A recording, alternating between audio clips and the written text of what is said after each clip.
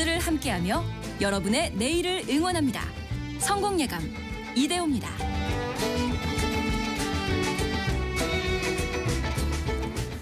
성공예감 이대호입니다. 2부가 시작됐습니다. 벌써 10시 5분이 됐고요. 9월 8일 월요일 오전 이 시간도 역시 함께해 주셔서 감사합니다. 저희가 경제상식 퀴즈 내드렸던 것의 정답을 알려드려야죠. 재생에너지입니다. 재생에너지. 대표적으로 태양광, 풍력, 수력 등등이 있죠.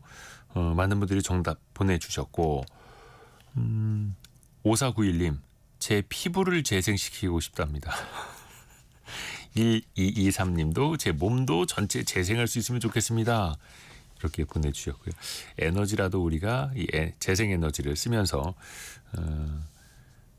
환경도 지키고 그렇죠. 고갈될 염려도 낮추고 다만 예전에는 그 비용이 이 생산 비용 단가가 높다라고 생각을 했었는데 또 기술 발전과 함께 이른바 그리드 패리티라고도 하는데 단가가 많이 또 낮아지면서 그만큼 대중화도 되고 있고요. 김송아님 환생이라고도 보내주셨는데요. 4016님은 혹시 재생? 예, 혹시 이렇게 또 정답도 맞춰주셨습니다. 유인숙님 고집불통 저희 신랑이 재생되면 좋겠어요. 8653님 저희 집도 태양광 패널을 달았습니다. 주변보다 전기요금이 덜 나오는 것 같네요. 라고도 정답을 보내주셨고요. 많이 또 참여해 주셔서 감사합니다. 또 제가 다 읽어드리지 못했더라도 추첨을 통해서 선물도 보내드리는 게 있으니까요. 너무 실망 안 하셔도 됩니다. 짧은 문자 50원, 긴 문자 100원이 드는 샵 9730 또 KBS 콩은 계속해서 열려 있으니까요. 여러분의 의견도 계속해서 보내주십시오. 자, 증시 상황을 한번 보겠습니다. 오늘 코스피는 0.36% 오른 3,216, 코스닥은 0.55% 오른 815.8을 가리키고 있습니다. 원달러 환율은 1,388원대 나타내고 있고요. 오늘 LG 에너지 솔루션은 보합권에서 왔다 갔다 하고 있고요. 현대차는 1.25% 정도 하락하고 있습니다. 조지아주에 있는 LG 에너지 솔루션과 현대차 합작 공장에 대해서 미국이 불법 근로자 이렇게 체포하는 일이 주말 사이에 많이 보도가 됐었는데 일단 주가에는 조금은 그래도 영향을 좀 보이고 있는 흐름입니다. KB금융이 1.5% 하락하는 걸 비롯해서 신한지주도 0.9%, 은행지주사들이 좀 내리고 있고요. 카카오는 2.5% 정도의 반등, 한국전력도 2% 강세, 코스닥 내에서는 파마리서치가 4, 5% 정도 강세, 반대로 펩트로는 5% 하락. 바이오주도 종목별로 좀 엇갈리는 흐름들이 나타나고 있습니다. 리노공업은 3.6% 정도 강세이고요. 이번 주에 특히 미국 내에서도 미국의 기준금리 향방에 또 영향을 많이 주는 물가 지표를 비롯해서 경제 지표들도 또 많이 나오는데요. 증시 상황 계속해서 또 투자 전략과 함께 살펴보시죠. 개미스쿨 시간으로 이어갑니다. 매트릭스 투자자문의 곽상준 대표와 함께합니다. 안녕하세요. 네, 안녕하세요. 반갑습니다. 올해 상반기는 그래도 미장보다 막 국장이 좋다는 이야기 많았잖아요. 그렇죠. 그래서 많은 사람들이 미장 나갔던 곳 돈 다시 이제 국장으로 갖고 들어올까라고 생각하는 것 같았었는데 최근에 다시 또 그 미장으로 돈이 또 넘어가고 있나 보네요. 네, 맞습니다. 해외 주식 보관액이 200조 원을 넘었네요. 또 그중에서 90%가 미국 주식이고요. 최근 주변의 분위기는 좀 어떻게 읽고 계세요? 한국을 제외하고 하반기부터는 모든 시장이 다 좋습니다. 그러니까 여기 미국뿐만 아니고요. 중국도 10년 만에 최고치를 기록을 했고 일본도 다시 4만 포인트를 돌파해서 모두가 다 상당히 강한 흐름들을 보여주고 있고 큰 틀에서 보면 통화 가치가 계속해서 하락하고 있기 때문에 일반적인 통화가 자산으로 대체되는 그런 상황이다. 덕분에 금값도 사상 최고치를 기록하고 있고 이게 이제 향후에 이제 원자재까지 불이 붙느냐 여부는 중국 경기라든가 미국 경기가 조금 회복이 된다면 원자재까지도 불이 붙을 가능성이 높다. 이렇게 보여지고요. 한국은 불이 좀 꺼졌네요. 그러게요. 상반기까지만 해도 참 좋았었는데 네. 불이 꺼진 사이에 또 미국이나 일본이나 유럽이나 사상 최고치 가기도 하고 우리는 3,200선에서 지금 속도를 좀 못 내고 있고 가장 큰 원인은 어떻게 왜냐하면 보면서? 큰 기대 속에서 시작했던 이제 상법 개정과 그다음에 이제 소액주주들의 권한 강화 그리고 밸류업 코스피 5,000 여기에 대한 기대감을 상당히 많이 가졌었는데 그 세금 제도가 기대하고는 다른 방식으로 이렇게 나왔기 때문에 의지에 대한 의심을 받은 겁니다. 정부가 의지가 있는 게 맞는가? 그러니까 사실은 뭐 한국뿐만 아니고요. 일본도 그렇고 중국도 그렇고 지금 최근 주식시장이 오른 게 기업들이 좋아서 오른 부분도 있습니다만 상당 부분 정책 효과거든요. 그러니까 각국 국가들이 이제 부동산으로는 도저히 안 되겠으니까 자본시장을 키워야 되겠다라고 마음을 먹었고 중국 같은 경우도 작년 9월부터 대대적으로 자본시장 활성화 정책을 펼쳤고 뭐 미국은 뭐 원래 그런 나라고 일본은 오래 전부터 밸류업을 추진을 했었고 그에 막 꽃이 피운 게 19년 이후로 엄청난 꽃을 피운 거고 이런 상황인데 그거를 이제 동일하게 기대를 했던 거예요. 외국인들도 마찬가지고. 근데 이번에 이제 의심을 받았고 신뢰가 흔들렸기 때문에 그런 건데 그럼에도 불구하고 저는 개인적으로 뭐 긍정적으로 보셔도 된다고 생각하는 게 이번에 2차 상법 개정안이 있었지 않습니까? 네. 집중 투표제 뭐 이런 것들. 그 예전에 행동주의 펀드들이 한국에 와서 요청하던 사항들이에요. 네. 예, 그래서 이 부분들은 시간을 두면서 계속 시장에 반영될 거라서 한국 시장이 최근 단기적으로 좋지 않았다고 할지라도 희망을 거둘 필요는 없다. 그리고 뭐 3차 상법 개정안까지 얘기가 나오고 있지 않습니까? 물론 이제 법 안 바꾸고 알아서 해주면 참 좋은데 한국이 뭐라 그럴까요? 그동안에 참 분위기가 안 좋긴 안 좋았구나. 그러니까 3차 상법은 핵심 내용이 자사주 소각과 관련된 내용이죠. 예, 의무화를 할 거냐. 예, 네. 자사주 소각 의무화는 굉장히 큰 건입니다. 그동안의 상법 개정 큰 틀에서 이렇게 합시다. 이제 앞으로 이렇게 하시면 안 돼요라고 큰 틀을 짜놓은 거예요. 근데 이번 건은 약간 행동을 강제하는 상황이기 때문에 이미 아마 요 건으로 인해서 많은 기업들이 교환사채 발행하는 공시가 아마 상당히 뜰 것 같습니다. 가지고 있는 자사주를 어딘가 돌려서 현금화하고 싶을 테니까요. 그러니까 교환사채라고 하는 건 회사가 자사주를 많이 갖고 있는데 네. 이걸 당장 처분하는 건 아니고 네. 그걸 일종의 담보로 해서 채권을 발행한 다음에 나중에 그 채권을 본인들의 자사주로 교환할 수 있는 권리까지 그렇죠. 붙여주는 게 교환사채. 네. 그래서 확실히 그 교환사채 공시가 많다는 건 한국 그 기업들의 질이 그렇게 좋지 않다는 걸 증명하는 것이다. 왜냐하면 주주 친화적이지 않다라는 것을 의미하는 거거든요. 미국 같은 경우는 자사주는 뭐 자동 소각을 해서 주당 가치를 올려주는데 주로 사용되어지는 방법이 자사주 매입인데 한국은 백기사로 쓰려고 쟁겨놓고 있다가 이거 뭐야 백기사로 못 쓰겠네. 이러니까 이제 아이고 돈이라도 마련해야 되겠다. 이런 분위기로 지금 넘어간 게 교환사채 발행이기 때문에 그래서 한국은 확실히 그 질은 안 좋고 그래서 참으로 안타까운 점은 이렇게 너무나 질이 안 좋기 때문에 계속해서 법을 바꿔야 되는 이렇게 되는 거죠. 단속을 계속 내보내도 계속 위법을 하는 거야. 단속을 계속해서 하고 있는 그런 구조라고 할까요? 예를 들어 미국 같은 경우는 자 이렇게 합시다 하니까 물론 미국도 과거에 문제가 많았어요. 근데 한 차례 그런 어떤 어떤 자정작용들이나 이런 것들을 거쳐서 이제 딱 자리를 잡으니까 더 이상 뭐 예를 들어 금연이라고 하면 금연구역에서 절대 담배 안 피는 이런 문화가 이제 좀 만들어진 거고요. 한국은 여전히 이제 막 끼견을 하던 세상에서 금연 라벨 붙였으니까 좀 저 라벨은 뭐야? 뭐 신기한 게 붙어 있네 이러면서 계속 끼견을 하고 있는 상황이다. 뭔가 좀 피해갈 곳을 찾는. 네, 뭐 그런 상황이라고 볼 수 있겠고 그럼에도 불구하고 앞서도 말씀드렸습니다만 거대한 전환이 시작되었습니다. 그렇기 때문에 한국 주식시장에 대해서 부정적으로 보실 필요는 없고요. 일본하고 우리나라가 가장 유사한 자본시장 성향을 갖고 있었기 때문에 그러면 일본은 얼마 걸렸냐? 네. 장장 10년에 걸렸습니다. 물론 이제 뭐 주가 지수가 4배나 올랐습니다만 예. 장장 10년을 거친 변화가 있었거든요. 그래서 한국도 이 변화는 적어도 한 5년은 잡으셔야 된다. 그런데 이렇게 말씀드릴 수 있을 것 같아요. 지금 한국 주식시장에서 포지션을 잘 잡으신 분들은 5년 후에 한박 웃음을 웃을 수 있을 것이다. 그 사실 밸류업 정책이라는 게 지난 정부에서부터 시행이 됐고 벌써 한 2년, 3년째 가고 있기는 합니다. 근데 일단은 시장에서는 상법에 대해서는 좋은 평가를 하고 있는데 세법에 대해서는 좀 실망스러운 평가를 그렇죠. 하고 있고 또 세법은 연말까지 또 이게 갈 수 있는 법이다 보니까 좀 불확실성은 있는 거고요. 그래서 일단 우리 증시만 조금 다른 증시에 비해서 상대적으로 좀 뒤처지는 감이 있는 거고 이게 돈의 흐름이라는 게 사실은 상대적으로 선택을 받는 거잖아요. 모든 사람들 모든 돈이 다 모든 곳에 투자할 수는 없기 때문에 조금 더 기대 수익률이 높은 것 조금 더 주주 친화적인 곳으로 흘러갈 수밖에 없는 거고요. 그 미국 주식으로도 역시나 많은 분들이 투자한다라는 이야기를 했는데 원달러 환율이 많이 올랐을 경우에는 나중에 떨어질 거를 네. 염려해서 만약에 원달러 환율이 떨어지게 되면은 환 손실이 생길 수도 있는 거다 보니까 1,400원에 육박했을 경우에는 해외 주식 사는 사람들이 좀 주춤한 게 과거의 일이었었는데 네. 최근에는 그런 환율도 잘 어떻게 신경을 안 쓰시던가요? 네, 주변분들은? 이건 이제 뇌작용하고 관련이 된다 이렇게 보시면 되는데요. 이 뇌가 익숙해지기까지 꽤 힘들고 스트레스를 받지 한번 익숙해지면 아주 쉽게 받아들입니다. 네. 그러니까 사실은 시계열을 좀 넓혀서 코로나 때부터 이렇게 재보면 이제 평균 환율 아마 대략 한 이제 1,200원 초반쯤 되지 않을까요? 그 전에는 1,150원 정도 됐었고, 그러니까 과거에는 1,400원이 오면 약간 위기 상황이었기 때문에 바로 떨어져 줬어요. 아하. 네, 그러면서 이제 1,200원을 다시 향해서 갔기 때문에 사람들이 이제 1,400원 근처면 위험하니까 이 원화를 뭐 달러 환전해 가지고 뭐 한다 이런 행위가 되게 부담스러웠죠.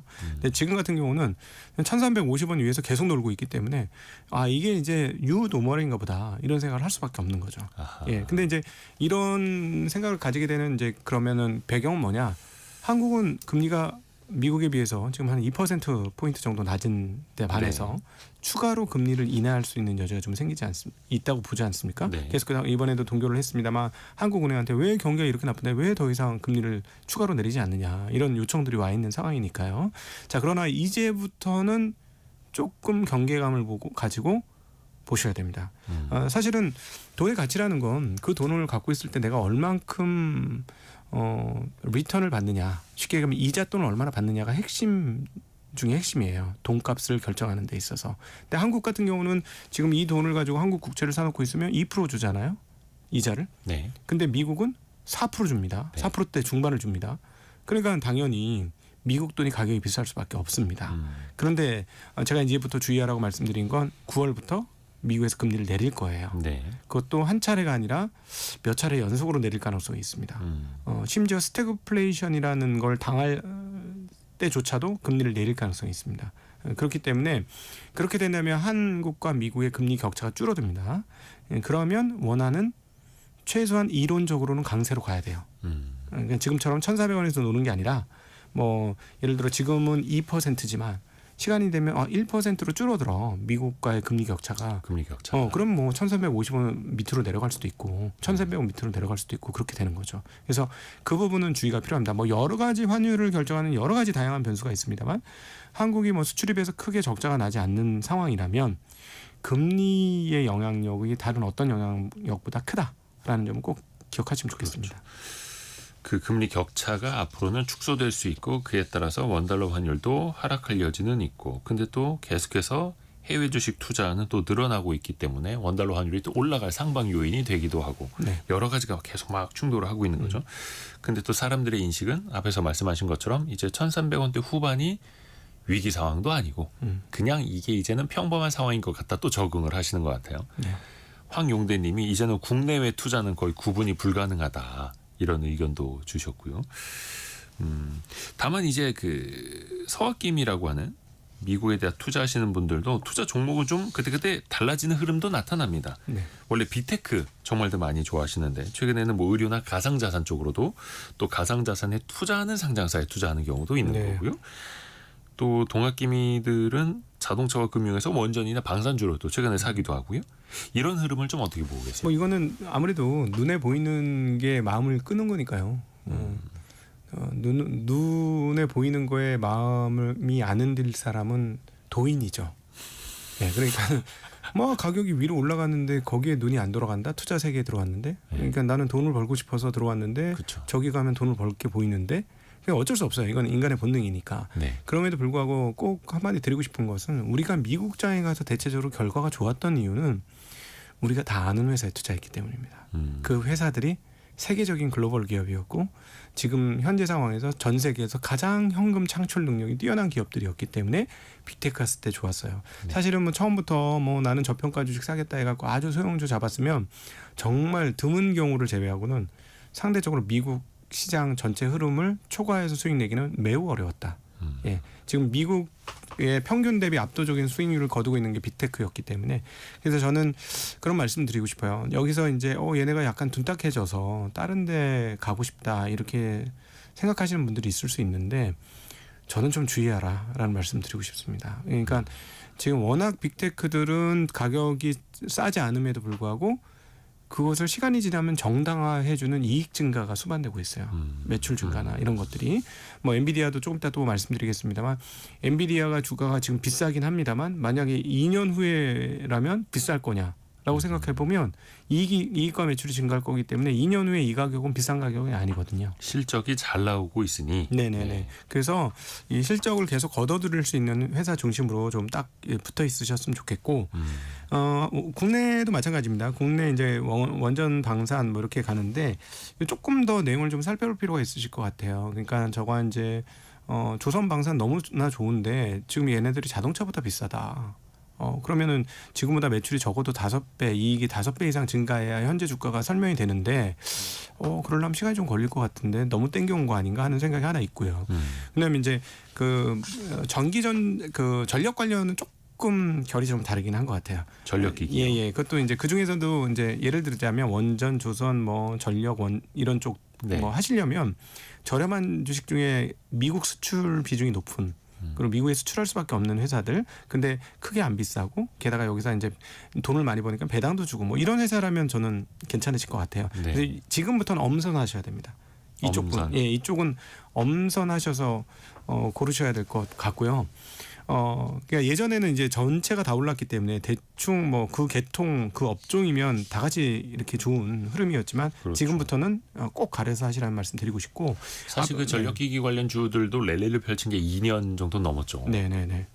워낙 쉽게 얘기하면 2차 대전 이후에 깔아놨던 거 새로 고치는 상황이니까 미국이 새로운 게 많이 필요하죠. 그래서 근데 이미 다 서비스업 중심으로 재편을 해놔서 자기네가 할 수 있는 게 없고 이번 조선에서 보다시피 그런 상황이니까 아무래도 우리가 그걸 공급해 줘야 되기 때문에 좋다. 그래서 어떤 분은 아주 재미난 얘기를 했는데 저도 그 부분 동감을 하는데 2000년부터 우리가 2020년까지는 큰 틀에서 보면은 중국의 성장으로 먹고 살았다. 네. 그래서 경제는 중국 뭐 이런 얘기가 있지 않습니까? 네. 근데 지금은 어떻게 되냐면 중국이 이제 거의 대부분 자급화했다.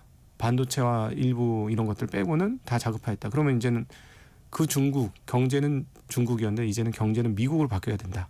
미국에다 장사를 해야 된다. 우리는 또 중국의 대다수의 산업과 경쟁을 하는 쪽. 네, 그래서 뭐 미국과 장사하기는 중국보다 우리가 훨씬 더 유리한 입장이니까 옛날에 중국에다 장사를 했듯이 미국에다 장사를 잘하자. 뭐 이거는 개인적으로 동감을 합니다. 이 부분이 근데 굉장히 빠르게 반영됐어요 주가에는. 그래서 네. 그것도 같이 보셔야 돼요. 그러니까 우리가 주식 투자를 할 때 업황이 좋아서 주가가 좋은가를 보시기 전에 언제부터 좋았나 주가가 이거 꼭 보셔야 돼요. 네. 안 그러면 선반영하는 거예요. 그러니까 야 이거 이 철수네 집이 내년에 돈을 엄청 많이 번데 그러면 그 집에 돈 빌려줄 수 있겠죠. 그러니까 주식 시장이라는 건 내년에 어떻게 되면 올해 지금 이미 다 반영하는 시장이에요. 그렇죠. 주가는. 예, 그래서 근데 지금은 내년 수준이 아니라 내후년, 후년까지도 반영을 하고 있으니까 그거는 꼭 염두에 두셨으면 좋겠고, 만약에 앞서 국내 이제 정책이 어떻게 풀리느냐, 3차 상법 개정안이나 이런 것들이 나오고, 그다음에 세제 개편안이 예를 들자면 투자자들이 원하는 방향으로 나오면 어떻게 될 거냐? 한국 시장 상반기에 갔던 주식이 재상승 랠리가 시작될 수도 있어요. 그러니까 그 부분도 내가 투자를 안 하더라도 머리에 이렇게 그 서랍을 만드셔서 이건 이렇게 되면 이렇게 되고 저건 저렇게 되면 이렇게 되고 이렇게 그 서랍에 딱 이 지식을 딱딱 꽂아 놓으셔야 될 필요가 있을 것 찰리 같아요. 몽구의 그 격자 틀 네. 모형처럼. 네, 근데 상반기에 잘 갔던 주식이라고 하면 네, 금융주, 그다음에 배당. PBR주, 배당, 고배당주 이런 것들이죠. 그다음 뭐 그래서 지주사들도 지금은 좀 쉬고 있는. 예, 지주사들도 뭐 상법 자사주 소각 의무화 이런 거 걸려들면 예를 들자서 이게 방법도 여러 가지가 있습니다. 앞으로 사는 자사주는 무조건 매각일 경우하고 지금 가지고 있는 것도 뭐 몇 년 안에 매각 이렇게 되면 소각. 네, 소각 예. 이렇게 되면 이거는 지금 자사주 많이 갖고 있는 기업들은 경천 통제할 일이 벌어질 가능성이 있죠. 뭐 근데 30%씩 들고 있는 회사들도 그게 있어요. 뭐 기업 입장에서는 난처할 수는 있겠으나 네. 주주들 입장에서는 참 네. 반가운 소식이 또 될 수도 있는 거고. 그렇죠. 네. 해서 지금은 쉬고 있는, 그러니까 상반기에 주로 랠리를 펼쳤던 뭐 은행 지주사, 뭐 증권주, 뭐 고배당주들, 그리고 자사주 많이 갖고 있는 회사들, 대표적으로 지주사들, 네네. 이런 것들을 또 이제 이거는 세법이 또 어떻게 바뀌는가에 따라서 네. 또 3차 상법이 또 어떻게 바뀌는가에 따라서 그렇습니다. 봐야 한다라는 거고요. 쭉 관심권에 놔야 된다라는 네. 그런 취지신 거죠. 아까 우리가 또 빅테크 이야기할 때 잠깐 엔비디아 이야기를 좀 하셨었는데 네. 최근에 엔비디아 주가가 흔들립니다. 네. 물론 올해 초에도 한 차례 흔들렸다가 다시 또 신고가를 갔던 엔비디아이기도 한데 챗GPT 만든 오픈 AI가 인공지능 반도체를 자체 설계하겠다라고 밝힌 게 또 엔비디아한테는 악재 예고되고 있는 거죠. 네, 이렇게 돈을 많이 벌는데 지금 영업 총 이익률이 70%고요. 엔비디아의 경우 예, 영업 이익률이 60%예요. 엄청난 거죠. 아니 이렇게 큰 회사가 세계 네. 1등 회사가 영업이익률이 60%라고? 아니 소위 말하는 우리 옛날 말로 노다지 아니겠습니까? 이 노다지에 누가 참여하고 싶지 않겠어요. 게다가 공급 부족이에요. 많은 사람들이 얘네하고 비슷한 거 만들어주면 오케이 콜 이런 상황이지 않습니까? 엔비디아가 가격 올리면 또 거기 따라가야 하고. 예, 그러니까 아니 가격은 가격이고 일단 물건만 주세요. 뭐 이런 상황이니 경쟁자가 안 생긴다는 게 이상한 거죠. 예, 근데 이제 자본시장은 독점을 제일 좋아합니다. 그렇죠. 예, 버핏도 항상 얘기했죠. 경쟁이 치열한 데보다 독점인 데를 가라. 뭐 이런 얘기를 하는데. 투자자 입장에서는 참 그게 좋죠. 예, 산업적으로는 좀 안 좋긴 합니다. 소비자 입장에서 안 좋죠. 네. 소비자 입장에서는 비싸지니까 네. 독점을 하게 되면. 근데 어쨌든 그 독점이 풀어지면 그 독점에 의해서 우위를 받았던 주가는 조금 흔들릴 수밖에 없습니다. 그럼에도 불구하고 그러면은 엄밀하게 따져보자. 엔비디아의 실질적 독점이 끝난 거냐? 그건 절대 아니다. 그러나 지금 수요 폭증이라서 아무리 엔비디아가 열심히 만들어도 그 수요를 다 채울 수가 없어요. 그러니까 본인은 계속 200km로 그냥 고속도로 달리고 있는 거예요. 그런데 옆에서 150km 달리는 경쟁자들이 생긴 거예요. 그렇다고 이 200km 달리던 경주용 차의 속도가 떨어지는 건 절대 아니더라. 이런 상황인데 그런데 이 엔비디아 주가는 변동성이 굉장히 심했습니다. 지난 4월에도 그렇죠. $100가 깨졌어요. 그래서 저는 그 작년부터 이 밸류에이션을 측정할 때 연간 이익 대비 예상 이익 대비 대략 한 33배에서 44배 움직입니다. 그리고 시간이 갈수록 규모가 커지니 이게 좀 떨어질 겁니다. 그래서 이제 한 30배에서 40배 정도 움직이게 될 겁니다. 이렇게 얘기했거든요. 네, 그렇게 주가 얘기하고 수익 다녀요. 기준으로. 네, 이 1년 이익 대비 주가는 그 정도 됩니다. 이렇게 했는데 이번에 40배 찍었어요. 네. 그러니까 지금 떨어지는 거는 경쟁자 출현이라고 설명은 할 수 있으나 비싸서 한번 조정받는 겁니다. 예를 들자면 지금 상황에서 뭐 무슨 일이 벌어져 갖고 우장창 떨어졌다. 그럼 막 그때는 또 엄청 아무런 소식들이 나올 거예요. 근데 뭐 한 $110 내외까지 떨어진다? 그럼 이 회사는 갑자기 매출과 이익이 갑자기 급감할 일은 없기 때문에 매출이익 발표할 때쯤엔 다시 오를 거예요. 그렇게 되면. 근데 이거 여러 번 반복하고 있거든요. 그래서 주식이 내가 갖고 있는 주식이 올라오면 항상 즐겁지만 거기에 즐겁다고 하시면은 투자해서 좋은 결과를 얻기 어려우세요. 그러니까 갖고 있으신 주식이 많이 올라오면 경계하는 마음을 가지셔야 하고요. 이거 너무 많이 오른 거 아닌가? 그러니까 쉽게 얘기하면 교만한 마음을 겸손하게 다루셔야 되고요. 근데 낭망하고 그다음에 뭐 이렇게 절망하는 상황들이 벌어지면 용기를 가지셔야 되는 게 이 투자 시장인데 지금 엔비디아의 상황은 엔비디아가 잘못한 건 없고 투자 시장에서 조금 평가를 세게 해줬다가 그게 숨고르기 하는 거고 숨고르기 할 때 계기가 된 게 경쟁자의 출현 이렇게 볼 수 있습니다. 아니 사실은 요거 뜨기 전에 알리바바 떴지 않습니까? 네. 알리바바가 만약에 AI 칩을 만들어서 한다고 엔비디아하고 경쟁이 되나요? 왜 안 되냐면 알리바바는 자체 거를 쓸 건데 네. 그럼 기존의 엔비디아 걸 엄청 쓰다가 이걸로 바꾸느냐 그렇게 따지면 그건 또 아니거든요. 이미 중국에 들어갈 엔비디아 칩이 그렇게 많지 않았다라는 측면 그리고 엔비디아 전체 매출에서 중국 매출이 규모가 그렇게 많이 크지 않았다는 점을 감안해 보면 꼭 그런 건 아닌데 근데 그렇게 해석하는 거죠. 네. 그렇죠. 뭔가 독점하던 시장에서 경쟁자들이 나타나고 그 시장 일부를 내어줄 수는 있겠지만 전체적인 AI 반도체 시장이 훨씬 더 빠르게 커가는 것도 반영을 해야 하겠고 다만 그게 우리는 엔비디아를 사는 게 아니라 엔비디아 주식을 사는 거다 보니까 네. 이 주가라는 녀석이 비쌀 때와 쌀 때를 또 구분해서 그러면 또 똑같은 뉴스가 들려도 비쌀 때 나오는 그 주가의 흐름과 쌀 때 나오는 주가의 흐름이 또 다를 수가 있는 거니까요. 네네.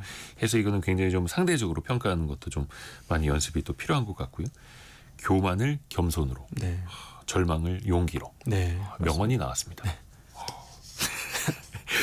또 이제 엔비디아 주가가 주춤한 대신에 또 사상 최고가 가는 비슷한 AI 반도체 설계 기업이 있지 않습니까? 브로드컴이라는 회사인데 오유 최근에 계속해서 신고가 행진입니다. 네. 오픈 AI가 브로드컴이랑 손잡는다고 하던데요. $100억 얘기가 나오고 있는데 어차피 그 TSMC가 다 안 해주니까요. 그건 지난번 테슬라, 삼성전자하고 똑같은 거예요. TSMC가 원하는 걸 충분히 다 해주고 있느냐. 그리고 더 중요한 건 엔비디아가 충분한 걸 해주고 있느냐. 그리고 또 가격은 적당하냐.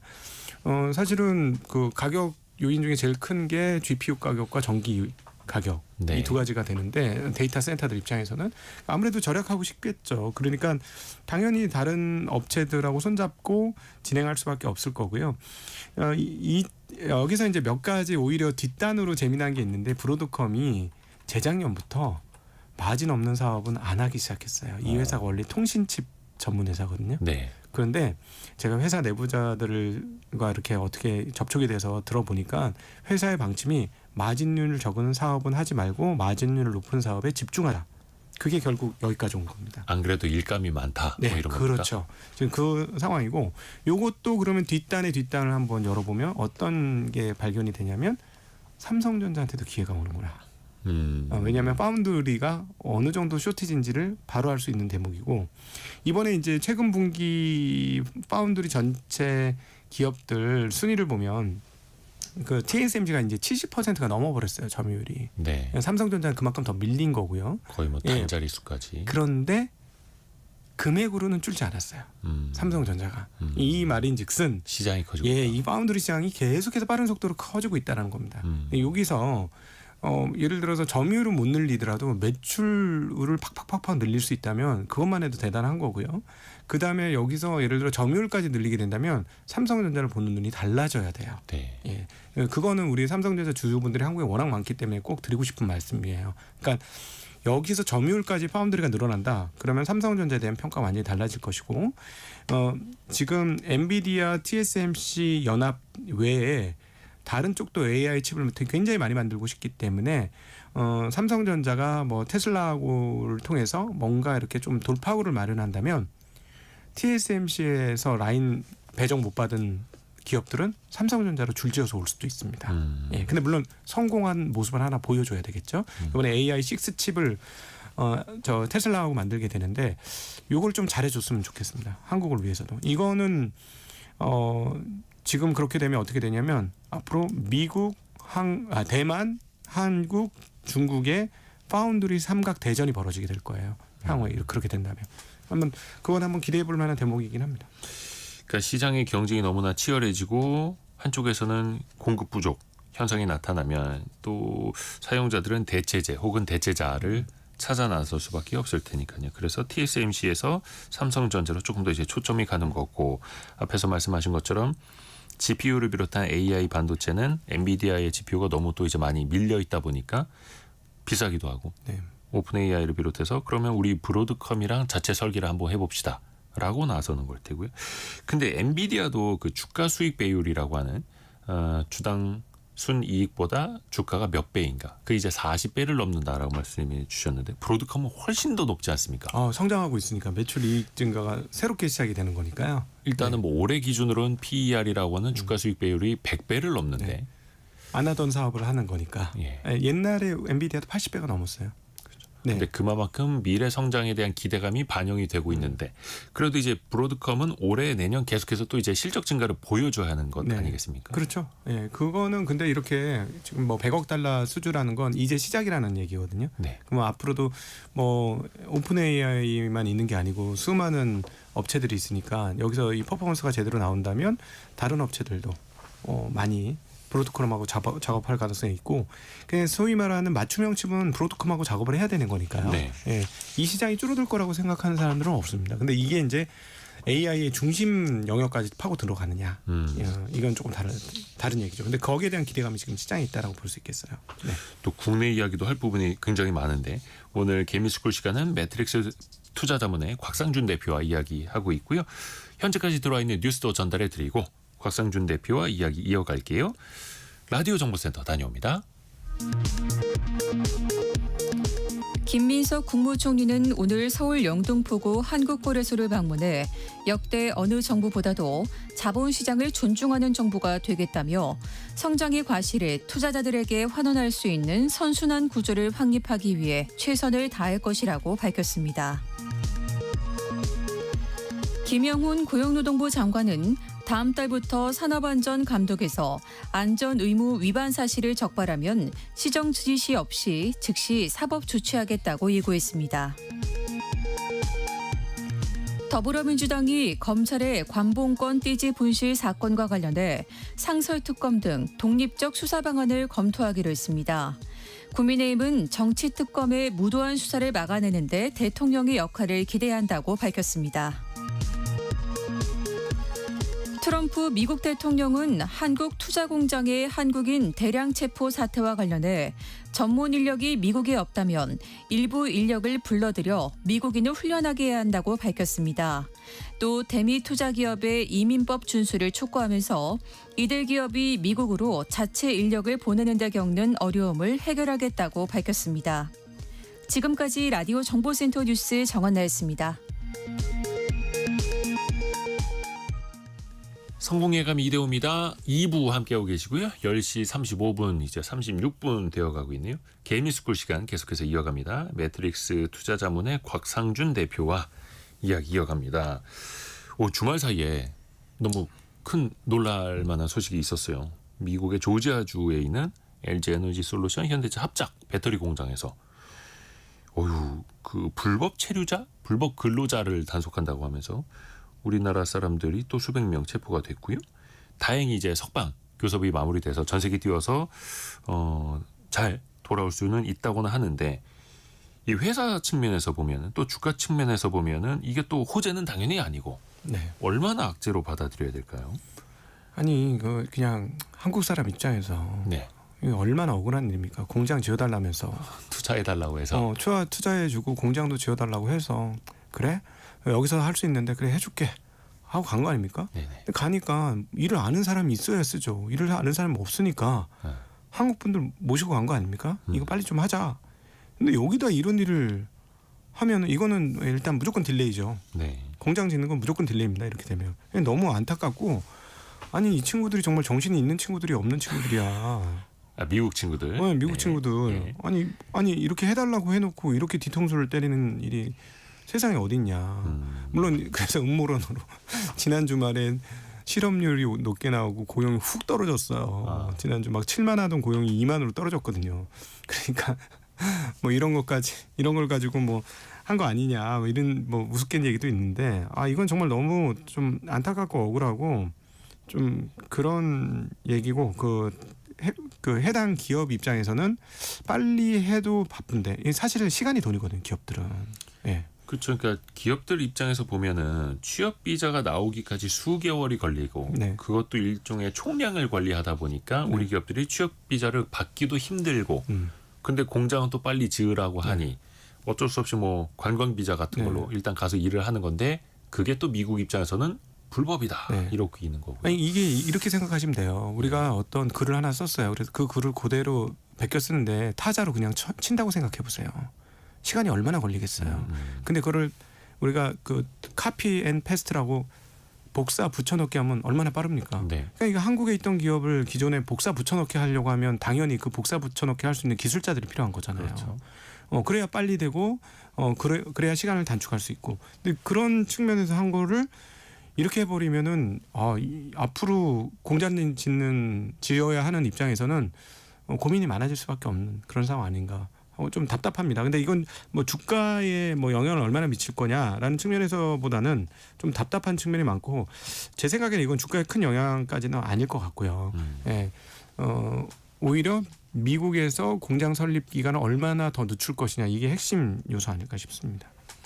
일단은 뭐 LG 에너지 솔루션을 비롯해서 이제 미국에서 생산하는 분야에 대해서는 뭐 AMPC라는 것도 있고 세액 공제를 받는 것들이 있는데 그거는 또 그만큼 미국 내 생산량이 또 올라와 줘야 하는 측면도 있는데 뭔가 좀 순차적으로 늦어지지 않을까 하는 우려들은 또 계속해서 좀 있는 것 같습니다. 지금 시간 지나가서 솔직히 우리가 현재 상황들을 보면 미국이 우리한테 이렇게 하면 안 되죠. 자기네 힘들고 어려운 거 우리가 도와주겠다고 하는 건데 그러게요. 물론 우리도 거기서 이제 장사 좀 하고 돈도 벌고 이렇게 하는 건데 아니 쉽게 얘기하면은 뭐 좀 거칠게 얘기하면 중국이 우리나라 얻어 타가지고 저렇게 간 거 아니에요. 큰 시장을 또 뒤에 안고 있으니까 그렇게 빨리 이렇게 추격하게 된 것은 한국의 기술을 카피를 많이 했고 그래서 올라온 건데 그럼 지금 미국이 이렇게 뒤떨어져서 우리 기술 가지고 하겠다 하면 이렇게 하면 안 되는 것 같아요.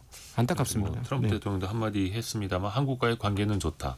뭐 필요하다면 뭐 기술자들을 데려와야 한다. 또 뭐 그 기술을 뭐 전수해야 한다. 이런 취지로 이야기를 하기는 했더라고요. 우선은 또 조현 외교부 장관도 이제 미국으로 향한다고 하니까요. 그 이후에 이게 또 이번 사례로 하나로 딱 끝날 것은 또 아니기 때문에 네네. 어떤 정책을 같이 만들어가는지 뭐 예를 들어서 한국인 취업 비자를 뭐 호주처럼 일정 쿼터를 더 만든다라든지 네. 우리 정부는 또 요구를 한다고는 하는데요. 들려오는 소식을 조금 더 한번 더 기다려 보겠습니다. 자동차 분야도 아직까지 이게 좀 난망입니다. 트럼프 대통령이 일본과의 무역 합의에는 이제 서명을 해서 일본 자동차가 미국으로 넘어갈 때는 관세가 15%로 적용이 되는데 우리는 정상회담 하면서 합의까지는 했지만 행정명령에는 아직 서명을 안 해서 25% 관세가 유지된다 하더라고요. 네. 이것도 또 자동차 업계에는 부담 아니겠습니까? 네. 그렇죠. 그래서 이제 현대차가 그렇게 엄청난 배당을 주고 그다음에 매출과 이익이 계속 상당히 좋음에도 불구하고 주가가 못 올라가는 중요한 이유가 될 것이고요. 근데 저는 이거 좀 요것과 관련해서 또 뒷축을 한번 봤으면 좋겠어요. 네.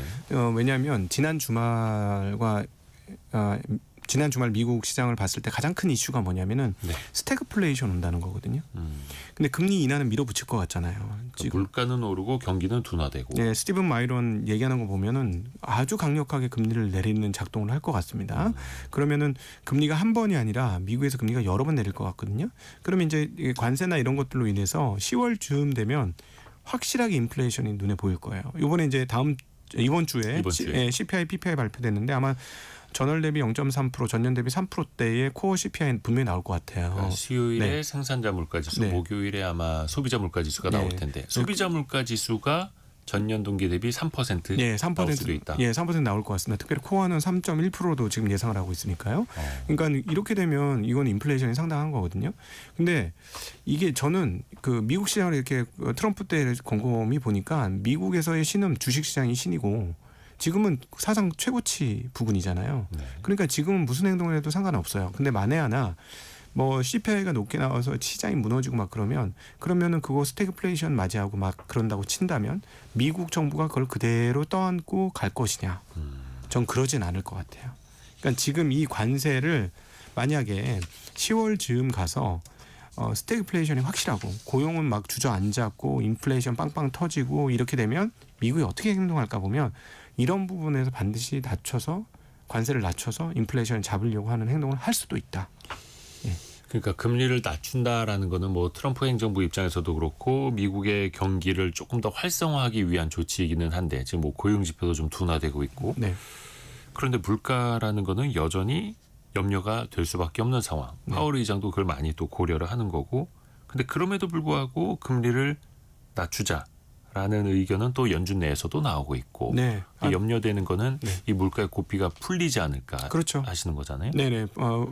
그런데 이제 또 한 측면에서 생각보다 그렇게 인플레이션이 아주 세지 않을 수 있는 포인트 중에 하나가 오펙이 지금 계속 증산을 결의하면서 유가가 지금 WTI 기준으로 61달러까지 떨어져 있어요. 60달러대 초반까지 떨어졌죠. 예, 그래서 배럴당. 이 부분도 사실은 원자재 가격 원재료이기 때문에 물가를 결정하는 아주 중요한 요인이고요. 네. 또 하나 중요한 요인은 주택 관련 지표들입니다. 주택도 지금 계속 하락세예요. 그래서 이것도 물가를 자극하지는 않을 것 같아요.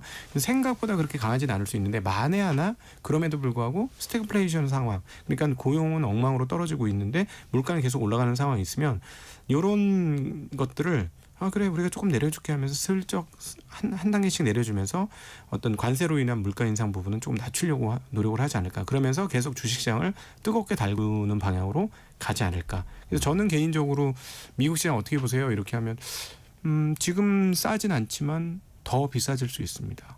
라는 게 미국 시장에 대한 저 개인적인 입장이에요. 네. 미국 시장이 밸류에이션이 이제 저렴하진 않지만 더 비싸질 수는 있다. 그만큼 또 금리가 내려가고 하면 그 유동성의 힘을 그렇죠. 볼 수 있다라는 네. 거죠.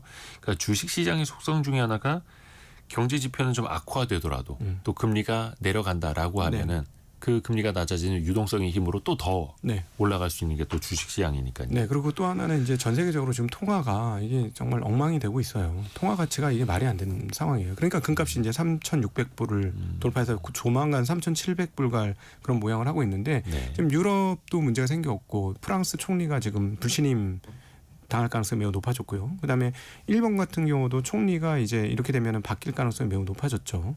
그러니까 전 세계 주요한 국가들의 통화 가치가 강해질 가능성보다는 약해질 가능성이 계속 열려 있는 상황이고 미국도 통화 가치를 높게 갖고 가고 싶진 않은 거예요. 근데 이 뒷단에 뭐가 있냐면 글로벌리 감당할 수 없는 부채가 있는 거죠.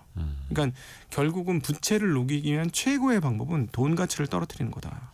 이렇게 볼 수 있어요. 네. 그래서 이 누가 제일 손해냐? 이 방송을 듣고 있으신 분들이 제일 손해입니다. 일반적인 그냥 서민 열심히 살고 있는 죄 없는 그냥 일반인들이 제일 큰 문제예요. 왜냐하면 우리가 가서 환율이 이렇게 약화됐으니까 월급 이만큼 올려주셔야 돼요. 이러면 올려줄 사람들이 어디 있어요? 이거 그러니까 안 보이면서 녹아버리는 거거든 재산이. 수입 물가도 올라가고. 네네. 그렇죠. 또 아직까지 물가가 완벽하게 미국의 경우에도 2%대 초반으로 내려오지 않은 상황에서 금리를 또 내린다라고 네. 하면은 인플레이션은 또 커질 수 있고 자산 가치만 또 올라갈 수도 있고. 그렇죠. 이게 그래서 또 누군가에겐 행복인데 누군가에겐 또 불행일 수 있는. 그러니까 거니까요. 지금 미국 지금 요번에 맥도날드하고 그다음에 이런 소매업체들 호텔닷컴 이런 데서 얘기하고 있는 CEO들이 얘기하고 있는 얘기가 뭐냐면 전체 매출은 늘었다. 근데 건수가 줄었다. 이런 얘기를 해요. 즉 맥도날드도 매출은 늘었는데 서민들 방문이 확 줄었다. 원래 햄버거는 서민 음식인데 서민이 안 온다. 이런 얘기를 했고요. 호텔닷컴도 5성급 그다음에 뭐 최고급 해외 여행지는 여전히 너무 잘 팔린다는 거예요.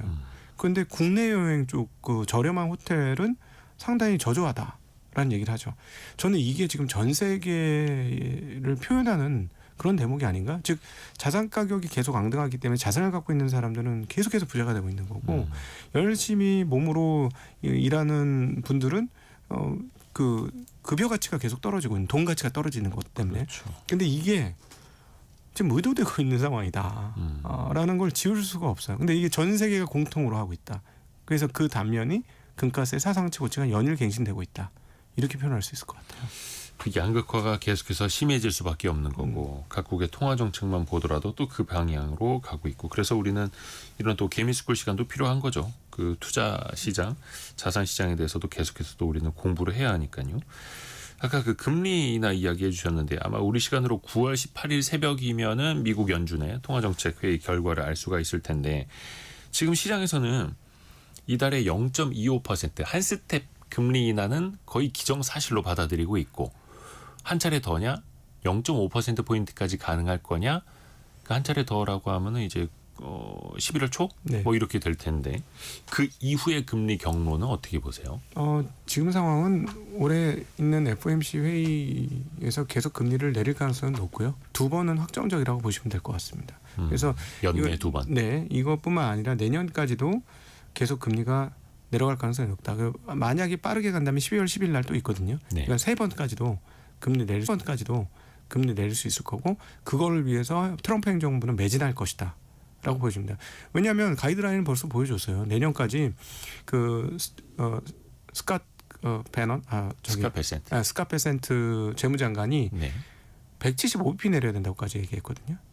예, 그러니까 행정부는 엄청나게 큰 폭의 금리 내리는 걸 요청하고 있는 겁니다. 1.75%포인트. 네네. 그러니까 뭐 내년 내내 금리를 내려야 된다는 뭐 이런 얘기나 마찬가지인데, 그러니까 그 트럼프 행정부가 저렇게 얘기하는 거는 주식시장의 버블을 일으키겠다는 의도도 상당 부분 있는 것 같긴 하고요.